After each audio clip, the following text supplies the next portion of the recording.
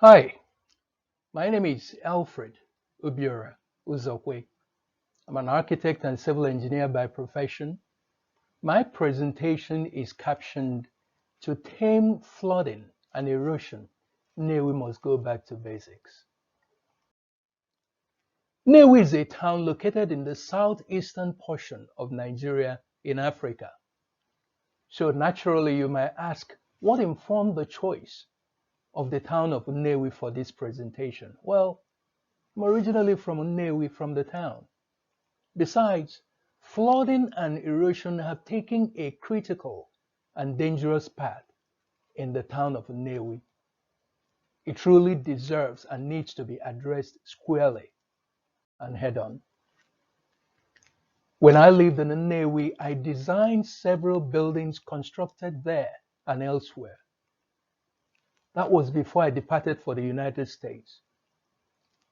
So why do I provide this background about myself? So you'll understand how I came to become familiar with some of the things I'll be discussing in this presentation. Now, please follow me on this journey down memory lane. When my family returned to Nnewi from Lagos, late 1966, as a result of the Biafra-Nigeria Civil War, that was when the Nigerian Civil War was about to start, as a matter of fact. There were farmlands everywhere called mbobo. People cultivated crops on the land adjacent to their compounds for subsistence.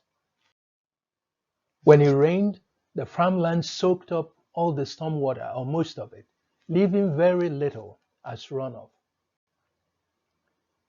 So if you're wondering what runoff is, it's just stormwater that flows over the surface of the land during or after rainfall. It is generated either because the ground is too saturated to absorb it, or the land is impervious due to paving with asphalt or concrete or other materials. In the Nnewi of those days, dense forests were everywhere. The picture you see there was when I visited Nnewi in 2019. I went to a place called Okwenu, which used to have a very dense forest. In fact, the ubiquitous tree cover in Nnewi at that time provided hiding places for citizens from Nigerian air raids during the Civil War. The roots of the many trees in the Nnewi of those days played a vital role in minimizing soil erosion. The picture on the screen, not from Nnewi though, shows how tree roots bind soil together and prevent or minimize erosion. Most of the roads then were not paved, they were untarred, as you can see in the picture. This is a current picture, but it depicts what we had then. During rains, the roads also absorbed some of the runoff because they were not tarred. Hence, flooding was not a big issue then. We had natural and man-made swales or uzide everywhere in Nnewi in those days. Swales are stormwater paths or channels. Runoff flowed along swales to the lowest land areas and into river basins. The picture you see on the screen is a grass swale, not from Nnewi, but it shows you how swales function to divert runoff away from the roads and compounds and keep the surface of the landscape dry enough to avoid erosion. At that time in Nnewi, most family compounds had underground stormwater catchment pits that we called ome. In fact, I remember being present when one of the ones we had in a compound was dug. Ome is a deep pit dug in the ground at the lowest elevation of the compound. It measured about 15 to 30 feet in depth with a diameter of about 3 feet. During rains, runoff generated in a compound flowed into the ome. My friends, that was Nnewi as I saw it from late 1966 through the late 70s. But by mid to late 70s, some Nnewians had started recovering financially from the devastation of the Civil War. Business was booming. Construction boom followed. Residences, commercial buildings, factories, industries, you name it, were being built everywhere. People were migrating from all corners of the country and settling in Nnewi. Unprecedented population growth had begun. In 1979, population of Nnewi topped 55,000. That was up from 15,000 we had in 1966. By 1990, population had gone up to a whopping 160,000. Building construction was also increasing commensurately. But unfortunately, there were no enforceable building codes and guidelines. So people built wherever they wanted and however they wanted, and so on. Nnewi was basically experiencing uncontrolled urbanization. Urbanization in itself is simply when people move from rural areas to urban areas, and there's nothing wrong with that because urban areas create, you have a lot of employment in urban areas and so on. But when population grows too fast and outpaces available infrastructure, it is called uncontrolled urbanization. Nnewi was and is still experiencing uncontrolled urbanization as I speak. The chart on the screen shows that every year from 2016 to 2019, population of Nnewi grew by at least 6.27%. That's a record. Uncontrolled urbanization has negative ramifications. One of them is unplanned and drastic change in the way that land is used. In the picture, you can see one of the aerial views from Google Earth of Nnewi that I added. Too many unplanned buildings were springing up everywhere. You can see it from this aerial view. This led to massive increase in areas of imperviousness in the town. Impervious cover or imperviousness is any surface on the landscape that cannot absorb stormwater. This includes building footprints, paved roadways, compounds paved with interlock pavers and concrete and asphalt. Increase in areas of imperviousness led to increase in runoff. Excessive runoff led to flooding and erosion. This is the stage that Nnewi is currently in, flooding everywhere. As uncontrolled urbanization continued, more asphalt roadways were constructed, further increasing the volume of runoff in Nnewi. Unfortunately, some of the roads were constructed without gutters. Imagine. But where gutters existed or were constructed, they were left uncovered. So people used the gutters as trash bins, dumping all kinds of plastics, bottles, rubber, and so on. These things clogged up the gutters, and the gutters in turn became useless. So having nowhere to go, stormwater from the roadways will bypass the gutters and flow into adjacent lands and farmlands and continue to erode the soil. Nnewi started seeing the type of flooding and erosion he had never seen before. Let's face it, my friends, erosion is a monster. It devastates homes and businesses, sweeps away productive farmland, and takes away people's means of livelihood. That's not all. Increase in building construction at the time resulted in clearing of forests and farmlands. Of course, when people have to build buildings, they'll clear lands and remove trees. This led to the phenomenon called deforestation, removal of trees and greenery cover. Deforestation rendered portions of Nnewi landscape susceptible to erosion, and it continues to this day. Remember, tree roots absorb water from the soil. The water evaporates through the leaves. This helps make the soil less saturated and enhance its ability to absorb more runoff. So the more we removed trees and their roots, the more we exposed Nnewi landscape and soil to erosion. I earlier talked about Ome, that our forefathers dug in their compounds to keep flooding in check. Well, modern families in Nnewi saw it as a primitive contraption and did away with it. Some of them just, covered up their Ome with speed. They didn't want to look primitive. People now preferred to pave their compound grounds with cement, concrete, or interlock paver as seen in this picture. Then they will create openings at strategic locations on their perimeter walls through which runoff flows out of their compound into adjacent farmlands and roads. Runoff emanating from various compounds converge in farmlands and roadways outside the compounds. The runoff increase in volume and velocity and flow down the landscape. At a certain speed of flow, the runoff begins to erode farmlands, roadways, and any open paths they find. So that's what is going on. Collection of runoff from family compounds, converge in roads and flow down, begin to barrel down the landscape and eroding whatever they have in their sight. That's the major problem that the Nnewi has now. Of course, let's not minimize the effect of global warming, which has caused climate change, which essentially increased precipitation everywhere, including in Nnewi. These days, I'm told that sometimes it rains in the Nnewi for 2 days consecutively with little breaks in between. Again, like I said, it happens in other places too. Of course, when you have a lot of precipitation, you have a lot of runoff that will barrel down the landscape, creating havoc. We now have a series of erosion sites in the Nnewi, threatening homes, farmlands, offices, and markets, endangering the lives of kids who hang around there.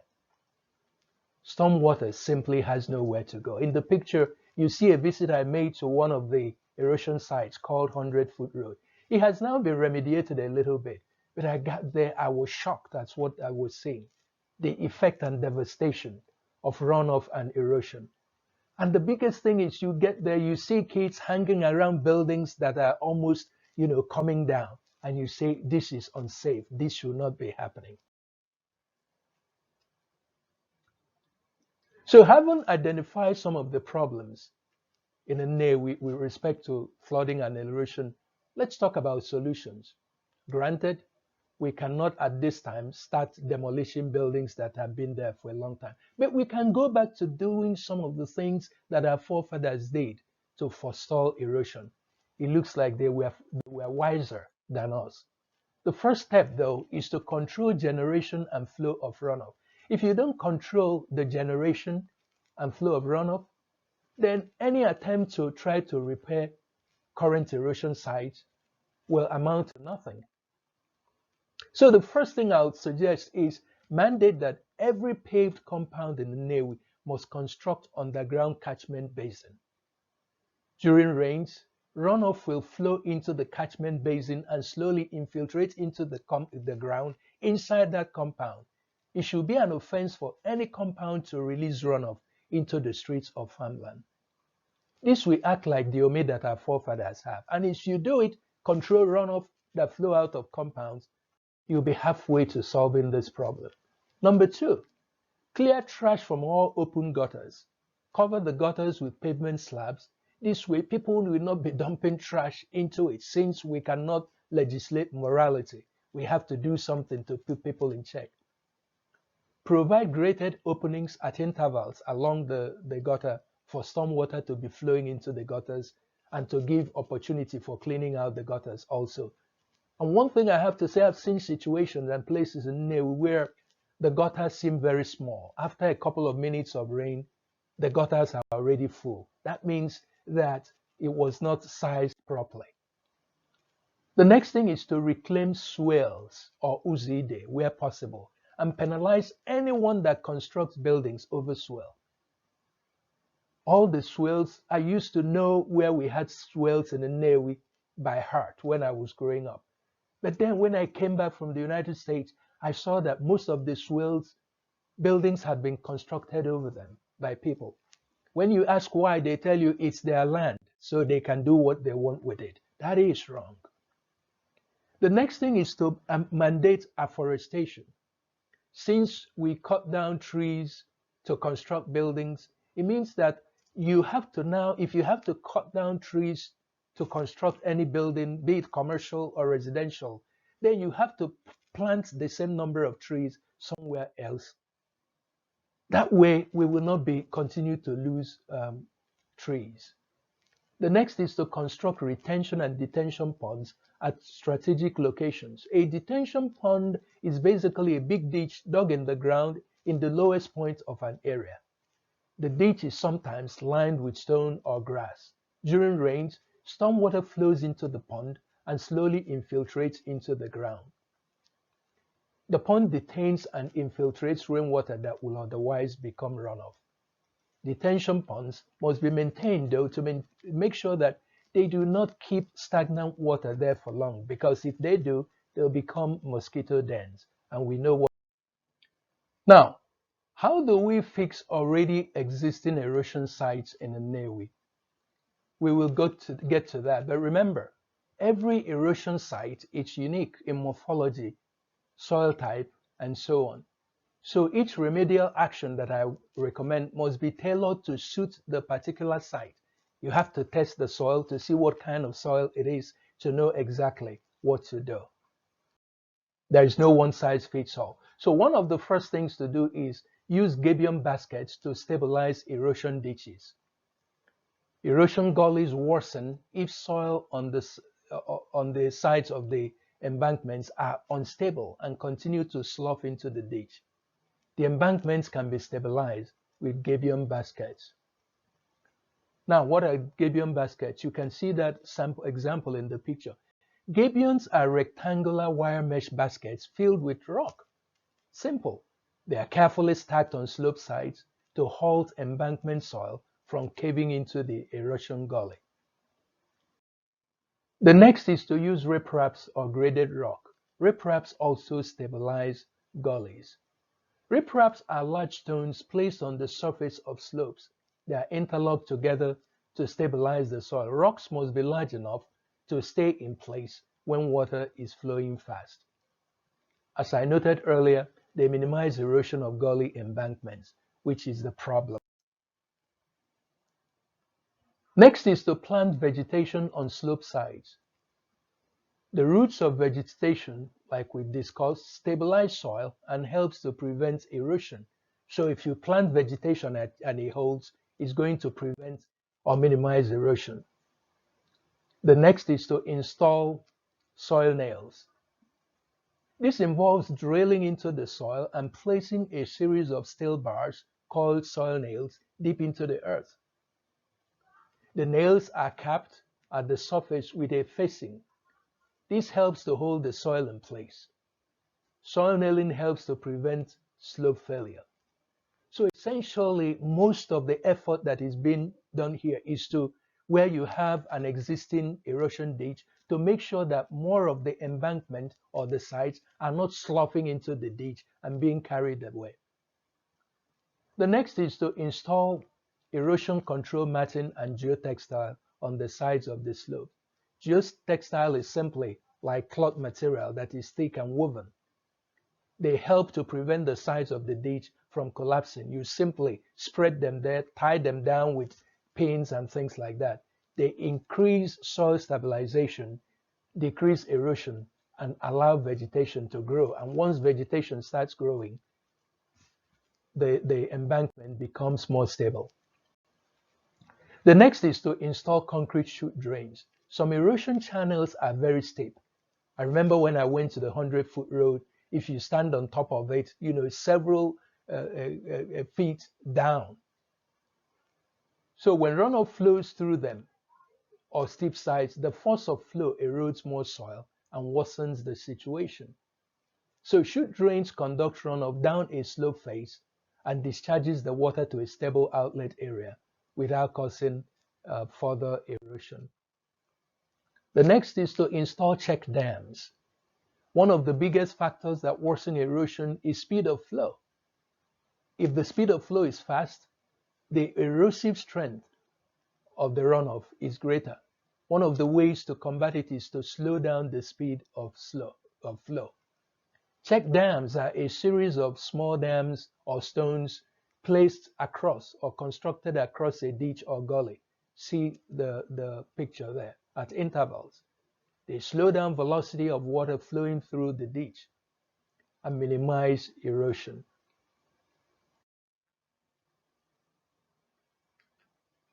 The next is to create gentle slopes on the sides of a ditch. Essentially, regrade the sides of erosion gullies to reduce the steepness of the slope.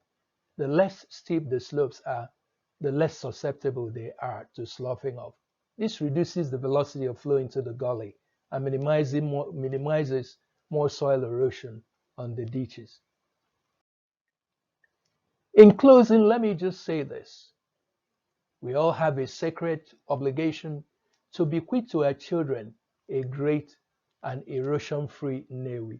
Our forefathers did that for us. Yes, Nnewi was quaint and bucolic at their time, but it doesn't matter. Stories of flooding, erosion, and loss of homes were few and far in between then. You can do your part to help tame erosion. I already do my part in a Nnewi. My compound in a Nnewi is a mixture, that is the ground, a mixture of grass and interlock pavers. The grass allows stormwater to infiltrate right inside our compound. But runoff from my compound infiltrates into a catchment basin inside our compound. See the picture.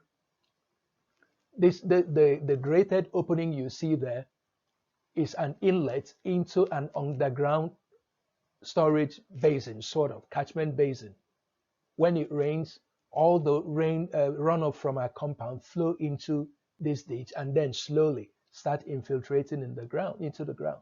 So I can say unequivocally and in a proud way that we do not contribute to runoff in a Nnewi, because I feel like examples are better than precepts. I'll be a hypocrite to be making this presentation if I was contributing to runoff.